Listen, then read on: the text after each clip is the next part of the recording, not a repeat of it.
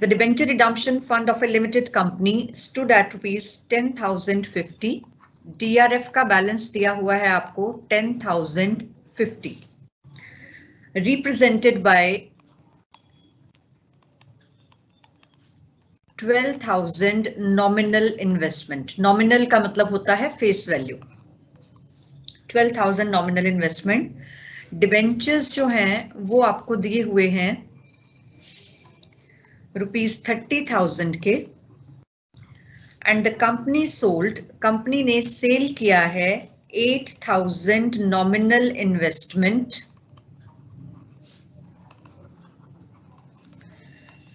at ₹98 for the purpose of redeeming 8,000 debentures at 102. अब इस question में देखिए स्टेटमेंट तो छोटी सी है, लेकिन क्या क्या चीजें आपको दे रखी हैं। डीआरएफ दिया हुआ है 10050 का, डीआरएफ इन्वेस्टमेंट दे रखी है 12,000 की फेस वैल्यू है, लेकिन इसकी प्राइस कितनी हम मानेंगे 10050। डिबेंचर्स दिए हुए हैं 30,000 के, जिसमें से वो कह रहा है सिर्फ रिडीम कितने के करने हैं 8,000 के, लेकिन वो भी 102% पे रिडीम करने हैं। तो यानी कि 8,000 का 2% 160 रुपीज जो है वो हमें प्रीमियम पे करना है। उसके अलावा उन्होंने क्या कहा कि हमने सारी इन्वेस्टमेंट नहीं बेची, 12,000 की नॉमिनल इन्वेस्टमेंट थी, इसमें से 8,000 की नॉमिनल इन्वेस्टमेंट हमने 98% पर सेल कर दी।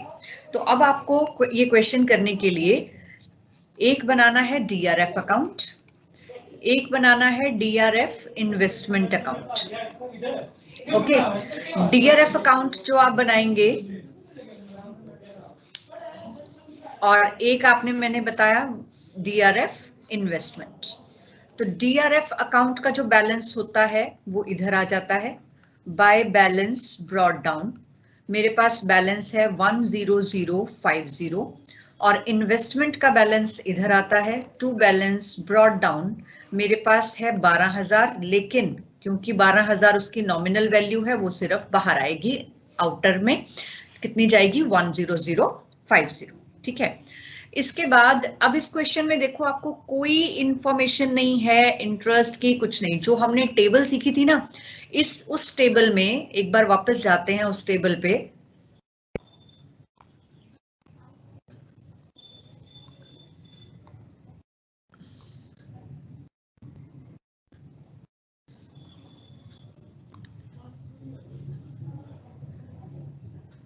ये देखिए, कल जो हमने किया था ना उसमें हमने कहा था कि इस टेबल में से आपको सिर्फ चौथे साल की एंट्रीज करनी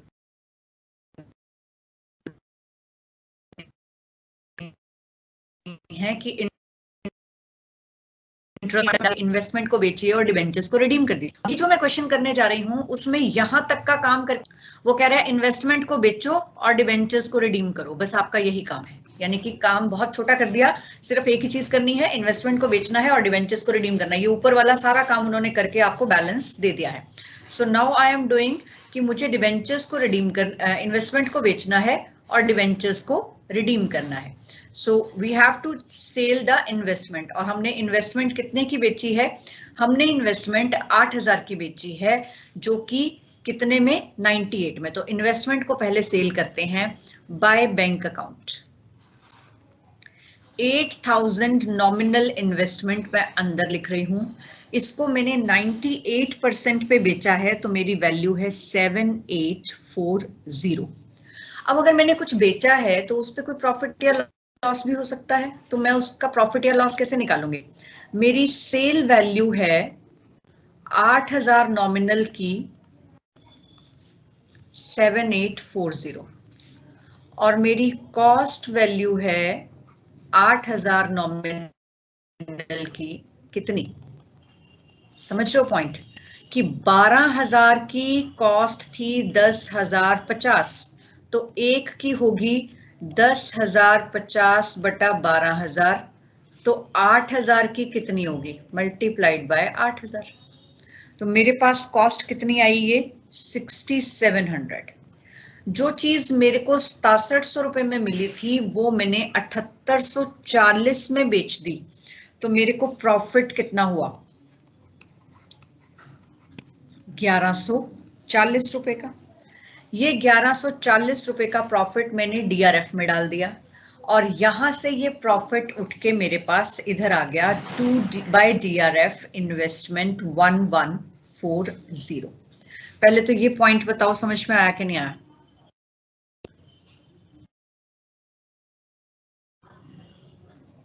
यस मैम आ गया। Any response? अगर किसी भी बच्चे को इस पॉइंट में कोई प्रॉब्लम है तो आप मेरे से यही पूछें। देखो 12,000 की हमारी वैल्यू थी, उसमें से हमने 8,000 का बेचा है, तो हमारे पास बचा कितना वो हम यहाँ पर बैलेंस निकालेंगे। By balance carried down. अब देखिए 12 में से 8,000 का बिक गया तो बैलेंस कितना बचा? 4,000। आउटर में तो फिर कॉस्ट ही निकलेगी, तो 10,050 मेरी 12,000 की कॉस्ट थी, बची हुई कॉस्ट मुझे किसकी निकालनी है? 4,000 की। तो कितनी हो गई? 10,050 में से 6700 माइनस कर दीजिए, बची हुई कॉस्ट मेरी यहां पर आ जाएगी, दैट इज 3350। समझ में आया कि नहीं? पहले तो इन्वेस्टमेंट अकाउंट बताइए। यस मैम आ गया। अगर 12,000 की मेरी नॉमिनल वैल्यू है और उसकी कॉस्ट प्राइस कितनी है? 10050। इसमें से मैंने 8,000 का बेचा, तो 8,000 का मैंने 7840 में बेचा, तो मुझे प्रॉफिट या लॉस निकालने के लिए 8,000 की कॉस्ट फाइंड आउट करनी पड़ेगी। तो कॉस्ट बहुत सिंपल है, 12,000 की कॉस्ट है 10,050, तो 8,000 की कॉस्ट आ गई 6700, वो मैंने यहां से निकाल दिया। अब इसका जब हम बैलेंस निकालेंगे तो भी इतना आएगा, लेकिन मैंने क्रॉस वेरीफाई करने के लिए कैसे निकाला कि 12,000 की कॉस्ट थी 10,050, तो 4,000 की कॉस्ट कितनी होगी? That is 3350। अब मेरा पहला अकाउंट क्लोज हो गया, जिसको मैंने डीआरएफ इन्वेस्टमेंट अकाउंट का नाम दिया था, ये मेरा क्लोज हो गया। अब मुझे क्लोज करना है सिंकिंग फंड अकाउंट। अब जो रिडम्पशन था मेरा 8,000 का, वो प्रीमियम पे था 160 रुपीज, और मैंने कल आपको बताया था कि जो प्रीमियम है वो भी हम कहां से चार्ज करते हैं? डिबेंचर रिडम्पशन फंड से। तो I write here to premium on redemption, मैंने 160 का प्रीमियम चार्ज करना है। दूसरा मैंने आपको बताया था कि जो ये वाला 1140 है ये कैपिटल रिजर्व में जाता है, जनरल में नहीं। तो I will write to capital reserve 1140, और जो बचा हुआ है अमाउंट वो मेरा किस में चला जाएगा? जनरल रिजर्व में। लेकिन जनरल रिजर्व में भी कितना जाएगा? अब मैंने आपको कल एक चीज बताई थी कि जितने के डिबेंचर्स रिडीम होते हैं उतने का अमाउंट हम जनरल रिजर्व में डालते हैं, सारा नहीं डालते। तो इसका मतलब हमारे पास जो डिबेंचर्स रिडीम हुए थे वो तो 8,000 के थे, तो मुझे जनरल रिजर्व में अमाउंट डालनी पड़ेगी 8,000, और बाकी सिंकिंग फंड का बैलेंस सिंकिंग फंड में पड़ा रहेगा, यानी कि डीआरएफ में पड़ा रहेगा। तो बैलेंस कितना निकल के आया मेरा? That is 1890, and now I will close this. ठीक है। अब अगर मैं डिबेंचर्स का अकाउंट भी बनाती हूं तो डिबेंचर्स में मेरे पास बैलेंस कितना था? बाय बैलेंस मेरे पास था 30,000। 30,000 में से मैंने रिडीम कितने कर दिए? डिबेंचर होल्डर्स के अकाउंट में कितने डाल दिए? 8,000। तो अभी भी पेंडिंग मेरे डिबेंचर्स बैलेंस शीट में कितने शो होंगे? 22,000 के। ठीक है। और जो प्रीमियम है वो मेरा सिंकिंग फंड से चार्ज ऑलरेडी हो गया है। समझ में आया कि नहीं? Yes ma'am. ओके मैम इसी केस में अगर हमें लॉस होता है तो हम अमाउंट को कैसे ट्रांसफर करेंगे वो बताना। अगर आपका लॉस होता है तो वो लॉस सिंकिंग फंड में चला जाएगा, और लॉस को कहीं भी कैपिटल रिजर्व में ट्रांसफर नहीं करना, वो लॉस आपका यहाँ पर शो हो जाएगा जहां पर ये आपने लिखा है ना। जैसे मान लीजिए ये 1140 का लॉस होता तो आप यहाँ लिखते बाय डीआरएफ 1140, तो डीआरएफ से इधर आ जाता उठ के to DRF investment 1140, and that's it. और कुछ नहीं करना था आपको। Okay ma'am. Okay, now I am starting the next method. आपको मैंने बताया था पहला मेथड था दैट इज रिडम्पशन, जो हम करते हैं उसके लिए हम जो अभी तक कर रहे थे that was lump sum payment method. और मेथड मैं आपको स्टार्ट करवा रही हूँ that is redemption by lot, by drawing of lots, कि हमें लॉटरी से रिडम्पशन करना है। हमें जो रिडम्पशन करना है वो किश्तों में करना है।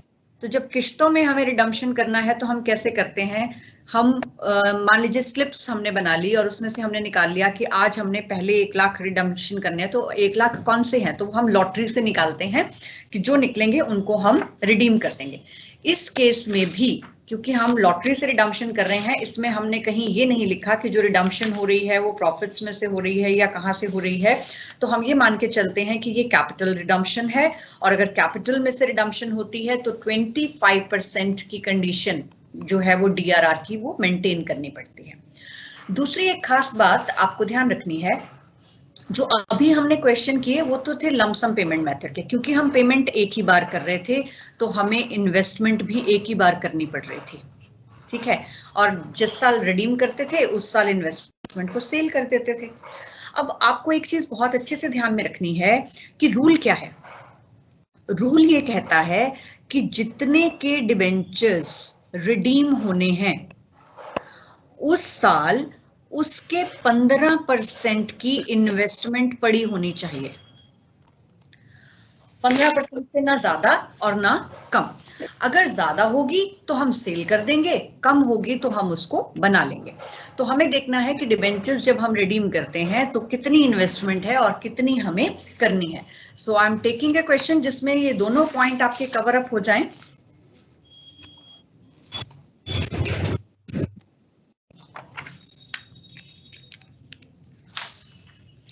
Okay, so let us take illustration number 20. Akanksha Enterprises Limited issued 12,000 6% debentures of rupees 100 each on September 1, redeemable at a premium of 7%. 7% premium पर redeem करना है आपको, और redeem कैसे करने हैं? 31 मार्च 2015 को करने हैं 4000 डिवेंचर, 31 मार्च 2016 को करने हैं 3000 डिवेंचर, 31 मार्च 2017 को करने हैं 5000 डिवेंचर्स, ठीक है। The board of directors has also decided to transfer the required amount to DRR in 4 equal annual installment. DRR में जो अमाउंट डालनी है वो 4 बार में डालनी है, 4 इंस्टॉलमेंट्स में डालनी है, स्टार्टिंग विद मार्च 11। मार्च 11 से हमने इसको डालना स्टार्ट कर देना है। And record necessary general entries, ignore entries for interest, investment as required by law was made in fixed deposit of the bank, और इन्वेस्टमेंट जो वो कह रहे हैं वो फिक्स्ड डिपॉजिट में कर दी गई। जब हम डिबेंचर्स को रिडीम करते हैं बाय लॉट्स तो उसमें एंट्री में कोई फर्क नहीं होता, वो वही होती है debentures to holders, holders to bank. सिर्फ फर्क क्या है कि वो एक बार ना हो के अगर 3 इंस्टॉलमेंट में कर रहे हैं तो 3 बार होगी, 4 बार कर रहे हैं तो 4 बार होगी। तो अब देखिए सबसे पहले तो यहाँ पर इश्यूड लिखा है तो हमें इश्यू की एंट्री करनी पड़ेगी। Bank account debit to 6% debenture application and allotment account.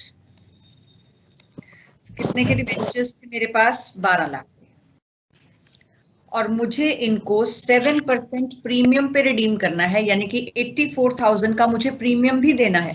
तो 6% debenture application and allotment account debit that is 12 lakh to 6% debentures 12 lakh to premium on redemption कितना है मेरे पास? 84,000, और यही प्रीमियम ऑन रिडम्पशन मेरा आ जाएगा loss on issue of debentures. ये मैंने आपको एंट्री करवाई हुई है जब हम इश्यू ऑफ डिबेंचर्स का चैप्टर कर रहे थे। अब देखिए सबसे पहले हमने डीआरआर में ट्रांसफर करना स्टार्ट करना है मार्च 11 से, तो टोटल हमारे पास जो डिबेंचर्स हैं वो हैं 12 लाख के। तो 12 लाख का 25% यानी कि 3/4 कितना हो गया? 25% सॉरी 1/4 कितना हुआ? 3 लाख। और 3 लाख को मैंने 4 इंस्टॉलमेंट्स में करना है, तो 4 इंस्टॉलमेंट्स में करना है मतलब 75,000 एक बार मेरा डीआरआर में जाएगा। तो 75,000 एक बार डीआरआर में जाने के लिए मुझे एंट्री करनी पड़ेगी surplus account debit to debenture redemption reserve account 75,000। ये एंट्री मुझे 11 में भी करनी है, यही सेम एंट्री मुझे 12 में करनी है, फिर मुझे यही सेम एंट्री 13 में करनी है और यही सेम एंट्री मुझे 14 में करनी है। तो 4 बार मुझे ये एंट्री रिपीट करनी है। उसके बाद जिस साल डिवेंचर्स रिडीम करने हैं उधर 30 अप्रैल को मेरे को इन्वेस्ट करना है। तो मुझे पहले 4000 डिवेंचर्स रिडीम करने हैं। तो 4000 डिवेंचर्स रिडीम करने का मतलब हो गया 4 लाख के डिवेंचर्स हो गए, और 4 लाख के डिवेंचर्स का 15% कितना हुआ? 60,000। तो 60,000 की इन्वेस्टमेंट करनी है मुझे debenture redemption fund investment account debit to bank 60,000। अब मुझे डिबेंचर्स को रिडीम करना है। तो डिबेंचर्स को रिडीम करना है तो मुझे क्या करना पड़ेगा? डिबेंचर्स इन्वेस्टमेंट को सेल करते हैं और डिबेंचर्स को रिडीम करते हैं। तो अब इन्वेस्टमेंट कितनी सेल करोगे आप देखिए, आपको किश्तों में करना है। अगले साल डिबेंचर्स कितने के रिडीम करने हैं? 3,000 के। तो 3,000 के बराबर इन्वेस्टमेंट तो आपको अभी भी चाहिए। तो 3,000 के बराबर इन्वेस्टमेंट का मतलब हुआ 3 लाख का 15%। तो आपके बैंक में 45,000 की इन्वेस्टमेंट होनी चाहिए। तो 45,000 की इन्वेस्टमेंट होनी चाहिए। मेरे पास इन्वेस्टमेंट है 60,000 की, तो मैं कितने की बेच सकती हूँ? सिर्फ 15,000 की तो बेच सकती हूँ। तो 15,000 की मैं इन्वेस्टमेंट बेच दूंगी bank account debit to debenture redemption fund investment account 15,000। बात समझ में आई या नहीं आई?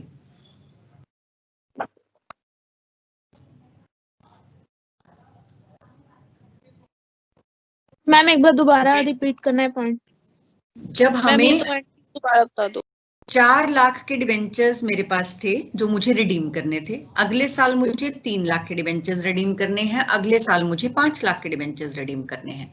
मैंने आपको कहा कि कंडीशन क्या है कि मेरे पास मुझे जितने डिबेंचर्स रिडीम करने हैं उसका 15% मेरी इन्वेस्टमेंट पड़ी होनी चाहिए।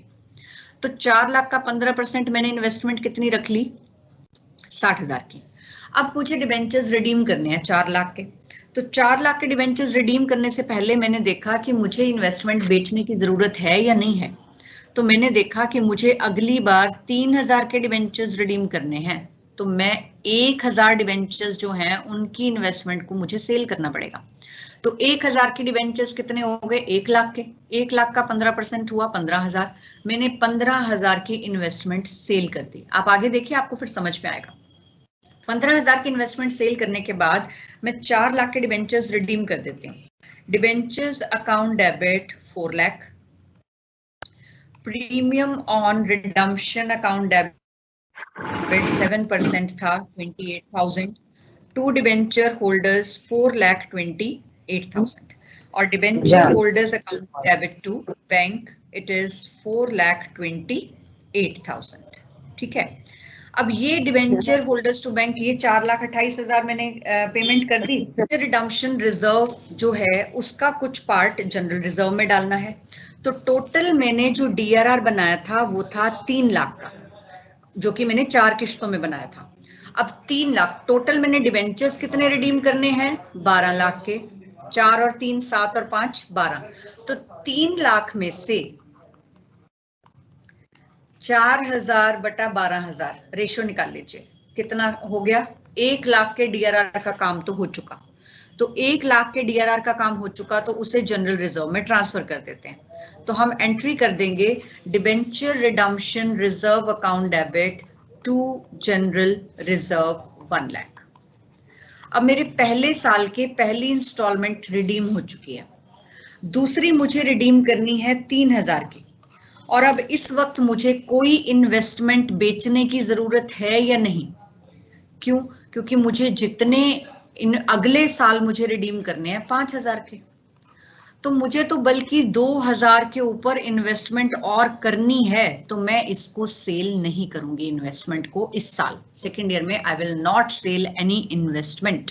तो अब मुझे सीधा डिवेंचर्स को रिडीम करना है। I will make the entry 6% debentures account debit 3 lakh, premium on redemption account debit 7% 21,000, two debenture holders 3,21,000, then debenture holders to bank. Debenture holders to bank कितना हो जाएगा आपका 3,21,000। ठीक है, अब जब आपने डिबेंचर्स को रिडीम कर दिया तो डीआरआर को जनरल रिजर्व में ट्रांसफर करना है। टोटल डीआरआर था 3 लाख का, टोटल डिबेंचर रिडीम करने थे 12,000, इस साल रिडीम किए हैं 3,000, तो मेरे पास डीआरआर कितने का निकल के आया 75,000 का। तो I will transfer debenture redemption reserve to general reserve 75,000। आते हैं लास्ट ईयर पे। लास्ट ईयर मुझे 5,000 की इन्वेस्टमेंट बनी हुई है, सिर्फ 3,000 की, तो मेरे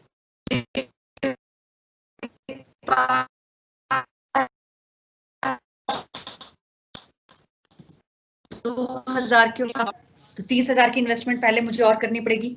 तो debenture redemption investment account debit to bank 30,000 की मैंने इन्वेस्टमेंट कर दी। अब 30,000 की इन्वेस्टमेंट कर दी, और क्योंकि ये लास्ट ईयर है तो लास्ट ईयर में को सारी इन्वेस्टमेंट सेल करनी होती है, तो अब मैं सारी की सारी इन्वेस्टमेंट को सेल कर दूंगी। Bank account debit to debenture redemption investment account. तो मेरी पहली इन्वेस्टमेंट कितनी हुई है, वापस चलते हैं एक बार देख लेते हैं। हमने इन्वेस्टमेंट की थी यहाँ पर, बैंक जो इन्वेस्टमेंट थी वो 60,000 की थी। 60,000 में से मैंने 15,000 की बेच दी थी, तो मेरे पास 45,000 की पड़ी थी। 45,000 की पहले पड़ी थी और 30,000 की ये है, कितनी हो गई 75,000। सारी की सारी उठा के बेच दो, 75,000 की इन्वेस्टमेंट बिक गई। अब डिबेंचर्स को रिडीम कर दो। 6% debentures account debit 5 lakh, premium on redemption account debit 5 lakh का 7% 35,000, to debenture holders 5,35,000, debenture holders account debit to bank 5,35,000, और जनरल रिजर्व में कितना ट्रांसफर करना है आपको DRR to general reserve. Total DRR था आपका 3 लाख। अब हमने डिबेंचर्स रिडीम किए हैं 5,000, तो कितने हो गए 1,25,000। तो 1,25,000 DRR to general reserve transfer हो जाएगा 1,25,000। मैं एक बार सारा क्वेश्चन फिर से रिपीट कर रही हूं आपके लिए, ताकि आपको कोई कंफ्यूजन नहीं रहे। देखिए, सबसे पहले आपको दिया हुआ था कि आपने 12,000 डिबेंचर्स इशू किए हैं, तो हमने एंट्री की bank account debit to debenture application and allotment, debenture application and allotment to debentures. क्योंकि इनको 7% प्रीमियम पे रिडीम करना था, तो टू प्रीमियम ऑन रिडम्पशन, और ये loss on issue of debentures debit हो गया। अब इसके बाद हमें बताया गया था कि हमें डीआरआर बनाना है। डीआरआर कितना बनाना होता है, जितने के डिबेंचर्स होते हैं उसका 25%, तो दैट कम्स टू 3 लाख, और हमें 4 इंस्टॉलमेंट में बनाना है, तो वो कितना निकल के आया 75,000। तो 75,000 surplus account debit to DRR मैंने 2011 से स्टार्ट करके 11, 12, 13, 14 में 4 बार ये सेम एंट्री रिपीट की। उसके बाद मुझे कहा गया कि मुझे 15 में 31 मार्च 2015 को मुझे 4,000 के डिबेंचर्स रिडीम करने हैं। 4,000 के डिबेंचर्स मतलब 4 लाख के डिबेंचर्स मुझे रिडीम करने हैं, तो इसलिए उससे पहले मुझे इन्वेस्टमेंट करनी पड़ेगी। तो 2014 को ही 30 अप्रैल में मैंने इन्वेस्टमेंट कर दिया debenture redemption fund investment to bank 4 lakh का 15% 60,000। मेरे पास हर वक्त उतनी इन्वेस्टमेंट होनी चाहिए जितने के मैंने डिबेंचर्स रिडीम करने हैं, तो मेरे पास 60,000 जो है वो इन्वेस्टमेंट थी। अब मैंने डिबेंचर्स को रिडीम करना था, और डिबेंचर्स को रिडीम करने के लिए मैंने देखा कि मैंने अगले साल कितने के डिबेंचर्स रिडीम करने, तो अगले साल मैंने 3 लाख के करने थे। 4 में से 1 लाख की इन्वेस्टमेंट मेरी फ्री हो गई थी, तो वो इन्वेस्टमेंट मुझे बेचनी पड़ी। तो 1 लाख का 15% इन्वेस्टमेंट कितना हुआ था 15,000। 15,000 की इन्वेस्टमेंट मैंने यहाँ बेच दी। ये बेचने के बाद मैंने डिबेंचर्स को रिडीम कर दिया। Debentures account debit premium on redemption account debit to debenture holders to bank, और जितनी टोटल मेरी डीआरआर थी 3 लाख की, उसमें से इस 4,000 का जो प्रोपोर्शन था वो मैंने उठा के जनरल रिजर्व में ट्रांसफर कर दिया। तो मेरे पास जनरल रिजर्व में कितना आ गया, नेक्स्ट ईयर का देख रहे हैं मैम नेक्स्ट ईयर का क्यों देख रहे हैं और वो बैलेंस वो नहीं मैं समझ आ बताती रहा हूँ, मैम हम मतलब। क्यों देख रहे हैं?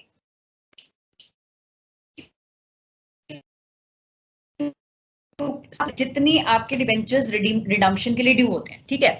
अब मैंने आपसे कहा कि आपके 4 लाख के डिवेंचर्स हैं, आप उनको रिडीम कर दीजिए। आप 4 लाख की इन्वेस्टमेंट भी रिडीम कर देते हो, बेच देते हो, अगले साल फिर 3 लाख के ऊपर इन्वेस्टमेंट बनाते हो, तो उसका कोई लॉजिक नहीं है। इसलिए हम इन्वेस्टमेंट को बार बार खरीदते और बेचते नहीं है।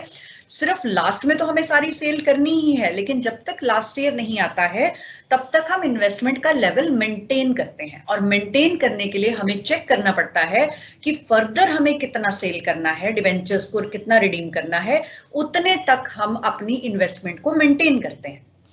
तो क्योंकि मुझे अगले साल 3 लाख की डिवेंचर्स रिडीम करने थे, तो मुझे इन्वेस्टमेंट भी उसके अकॉर्डिंगली मेंटेन करके रखनी थी। उससे ज्यादा मैं रूल के मुताबिक रख नहीं सकती। तो क्योंकि उसके ज्यादा नहीं रख सकते, तो 1 लाख का 15% मुझे सेल करना। अगले साल क्या हुआ? अगले साल मेरे को कुछ भी करना नहीं पड़ा, क्योंकि मेरी इन्वेस्टमेंट ऑलरेडी मेंटेन्ड थी। मैंने डिवेंचर्स को रिडीम कर दिया। Debentures account debit premium on redemption to holders 3,21,000, debenture holders to bank 3,21,000, और फिर से प्रोपोर्शन डीआरआर का जो था वो जनरल रिजर्व में डाल दिया।